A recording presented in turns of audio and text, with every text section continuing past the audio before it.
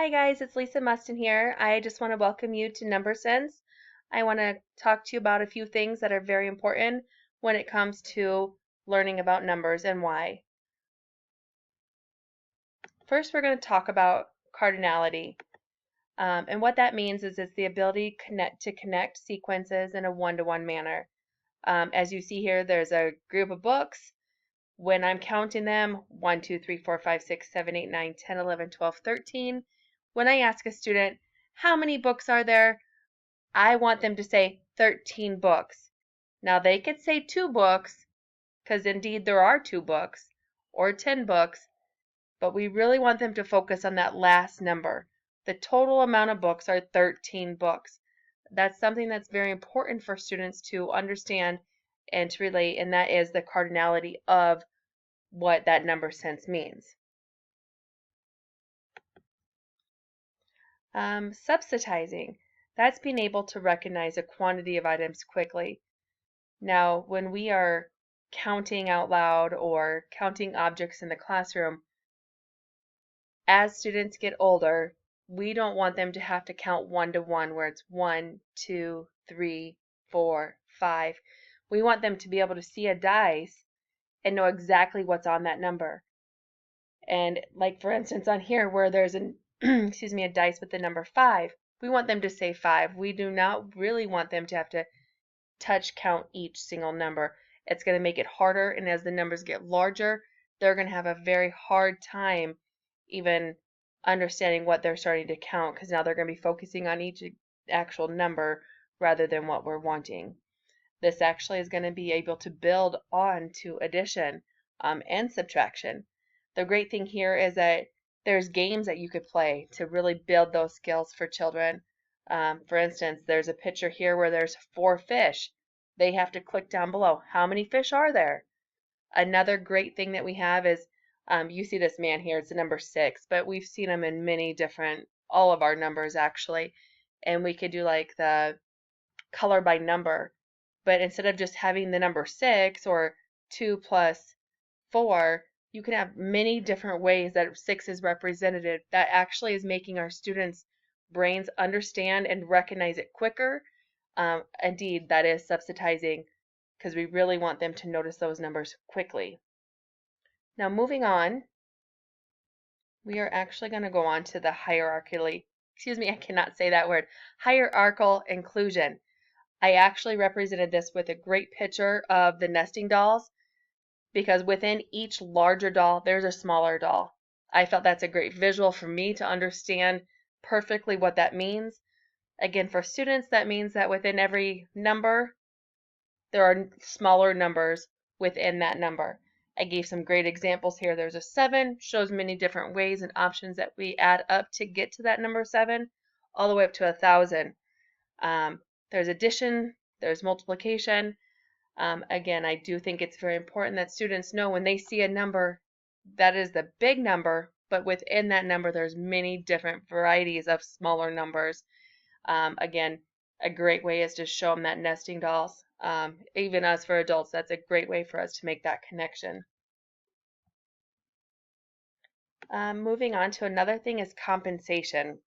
A lot of times I just naturally do this. A lot of students, as they progress through the years, will hopefully be able to do this, especially when you get to those larger numbers and you're thinking, what is this number? I put an example of like 198 plus 199. Well, we instantly know, or as we get older, that 200 plus 200 is 400. You just subtract the 3 from there and boom, you got 397. That's a quick way to do it instead of having to write it out. And we can just it's mental math there.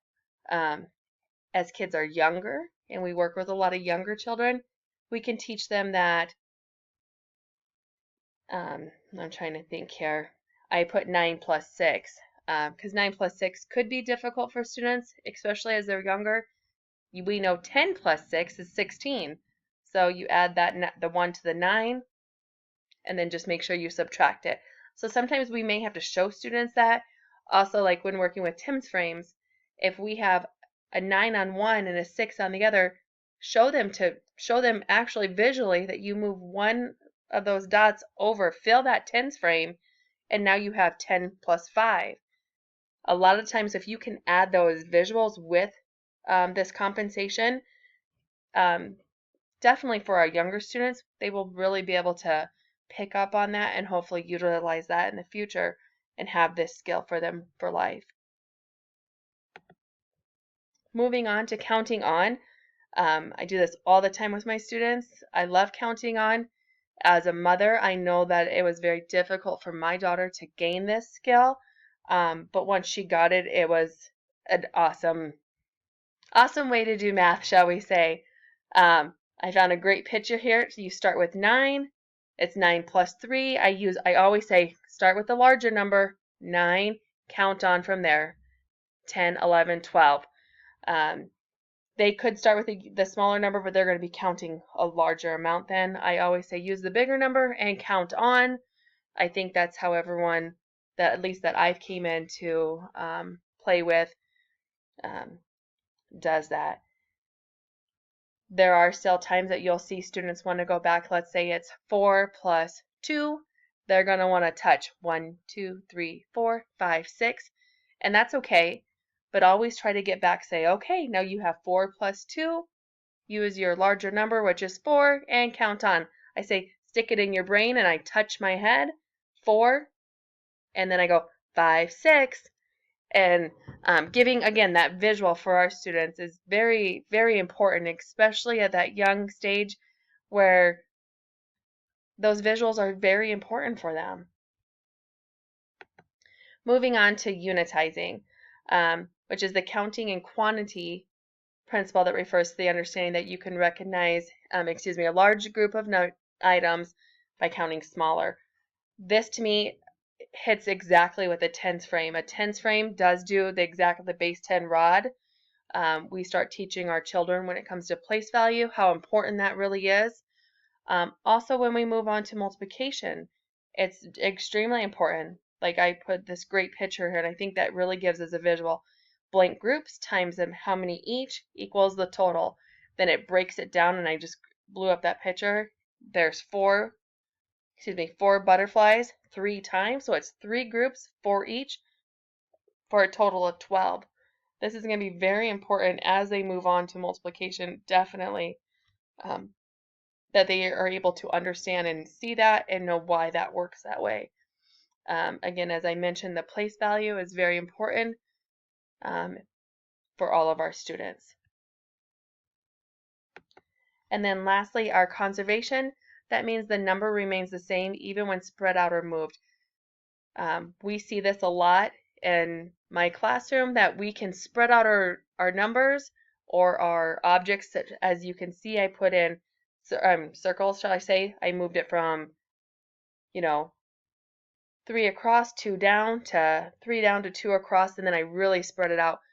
There will be children that are going to have a hard time grasping that this is a 6, 6, and 6 because the way we moved them. Again, also, like I was reading, when we give a child a cookie, we break it in half. They may now think that it's 2 cookies instead of a cookie broken in half. It's the same cookie, we just broke it right in half. So that's what conservation is. Another thing why it's very important is because as they move on to addition, again, multiplication, 2 plus 1 is 3, but also 1 plus 2 is 3. Just being able to recognize that will allow our students to really move on and progress. Another thing that's important is with multiplication. If they know that 2 times 1 is 2, but if we switch that, 1 times 2 is 2, that will help them know that, hey, it's the same number, they're just switched, and they're going to be the exact same. So knowing with visuals that it's the same number is very important as we move on through addition and multiplication. And that is the end of my presentation. I thank you guys so much for coming. At this time, if I were in person, I would open this up to any questions or concerns. But again, I just want to thank you for being here, and I hope you enjoyed my presentation.